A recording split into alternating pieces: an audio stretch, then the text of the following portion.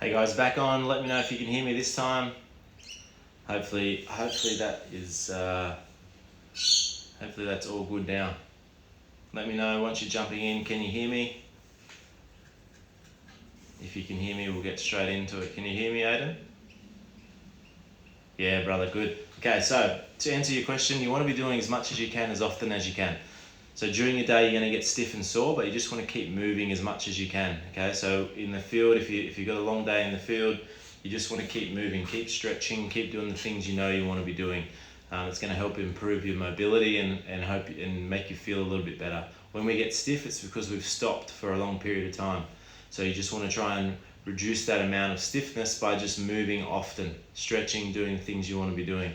It's the same. So when you if you're an older cricketer, you might be a little bit more stiffer than you are, so you might be strong but stiff, so you want to be focusing more on the mobility side of things.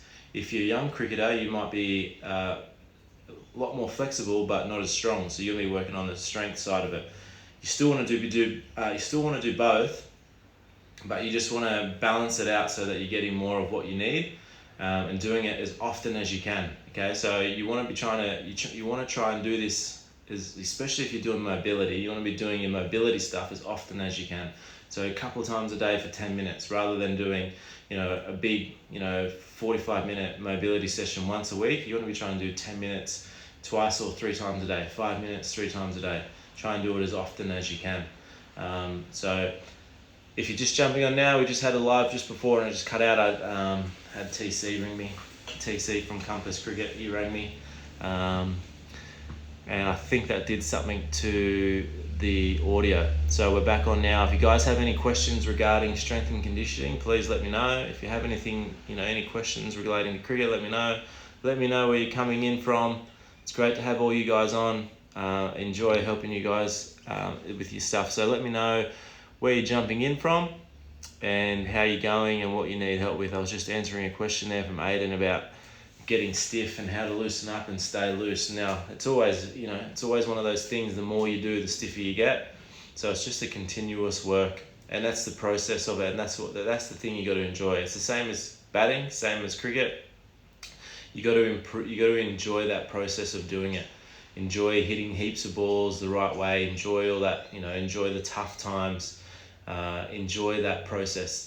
If you only enjoy the results, then there's a long period of time to get to those results, which is it's just going to be hard for you because you're not enjoying that process. Okay, so how to program conditioning for a batsman. Now, conditioning for a batsman, you obviously want to be thinking about what you're trying to do. Okay, so and cricket is one of those unique sports where we use a lot of power and short bursts, but we also have the long conditioning component, in the sense that we could be batting for 6 hours in one day, or we could be fielding for 6 hours, and we're not necessarily moving fast, but we are moving for a long period of time and with short bursts in between. So your programming has to sort of replicate that as much as you can, which can be difficult because you don't have that time to do that. So something that I would be doing, and what I do in the Game Changers online coaching group, is I would suggest we do a long run every now and then we do sprint work where we work on technique, we work on power, we work on short bursts, doing all that sort of stuff with in terms of power and strength and strength with batting, and the exercises and the mobility that you want to do. You want to make sure that it's very specific to batting. So it's no point just getting really, big biceps, which, looks great. And someone come on here one time and said, the guns get the runs. Which you just want to be making sure that you have a program that's allowing you to achieve your goals. If your goals are to look really good and that's what you want to do, then that's fine. But just be clear on what you want to do and be happy when you achieve those goals, because it's crazy to think that if I do just a generic personal trainer's exercise, that I'm going to get good results as a batsman, because you want batting specific exercises: rotation, mobility through your shoulders, mobility through your hips, mobility through your ankles, power, all that sort of stuff. Use your glutes to twist all those sort of things. Short bursts of power with long sustained energy as well, so you can bat all day, concentrate all day. Those are the things that you really need to program into your strength and conditioning program for your batting. And it's one of those things where you can go to a personal trainer and they can give you a really good program, but until you find someone who's been there and sort of has played in it, it can be a little bit tough. And I think that's sort of the advantage that I have.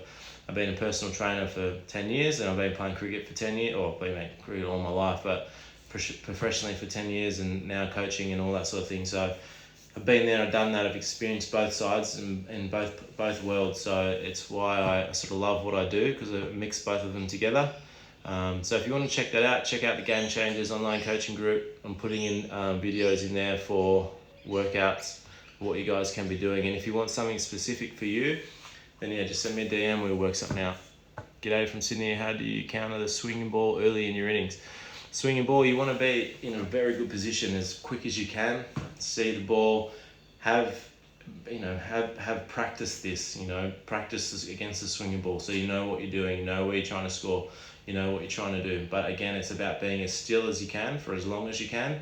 Make small movements to where you need to be, fast movements, but small movements so that you're able to react to that ball and see that ball. Strategy when you're playing the swinging ball is you let the ball come really full before you drive, and really short before you score off the back foot. So if that ball's swinging massively, there's a smaller area where you can score, because it's tough to score in between that. As the ball starts to swing less, then you've got more scoring zone, and it's just a strategy thing. When the ball's swinging in, you've got to have your strategy for that. When the ball's swinging out, you've got to have your strategy for that. Know what the bowler's trying to do by the field, by what they normally do. If you know this bowler, know what the bowler's trying to do by what he's been doing for an over or so. You get used to that. I think the biggest thing with the swinging ball or a hard environment when you go out to bat is you just think that it's just going to be that hard the whole time. But once that ball's swinging, you can see it's hooping massive. After a certain period of time that you've been out there, it's different for everyone, getting used to it. Once you've been out there for a while, that ball doesn't seem to swing as much. You feel a lot more comfortable. It could still be swinging as much as it was, but it just doesn't feel like that because you're used to it. You understand what's happening. You're used to the wicket and all that sort of thing. So that's definitely something that you want to be looking at. Again, I have a whole section on playing the swinging ball, playing pace bowling, in the Game Changers online coaching group. So check that out. You can get free access for 3 days for free. So definitely worth checking that out if that's something that you want to get a little bit deeper into and understand a little bit more. Hope that helps, guys. I'll jump on here again tomorrow if I get a few more questions that come through. But I just wanted to quickly touch on strength and conditioning, how important it is. So if you missed the first half of the video, go back and I'll put it in the IGTV and you check it out. Anyway, if you have any questions, guys, just send me a DM. I'll speak to you soon.